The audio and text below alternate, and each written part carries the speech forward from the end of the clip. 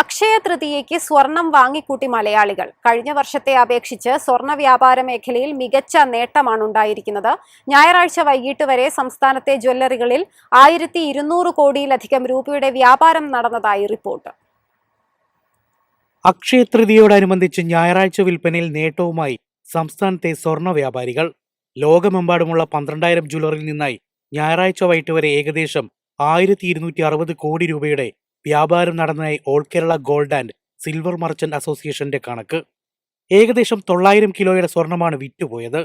അക്ഷയ തൃതീയ ദിനത്തിൽ സ്വർണ്ണവിലയിൽ വർധനവുണ്ടായില്ലെന്നത് വാങ്ങാനെത്തിയവർക്ക് ആശ്വാസമായതായി വ്യാപാരികൾ പറയുന്നു. കഴിഞ്ഞ വർഷം 1500 കിലോയുടെ സ്വർണം വിൽപ്പന നടന്നുവെന്നാണ് കണക്ക്.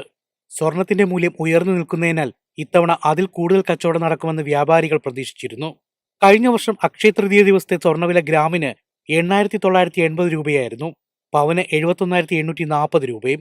അതായത് കഴിഞ്ഞ വർഷത്തെ അപേക്ഷിച്ച് ഇക്കുറി സ്വർണ്ണവിലയിൽ 55% അധികം വിലവർധനവാണ് അനുഭവപ്പെടുന്നത്. എളുപ്പത്തിൽ സമ്പാദ്യം വളർത്താം. ഇന്ന് തന്നെ മൈഫിൻ TV ആപ്പ് ഡൗൺലോഡ് ചെയ്യൂ.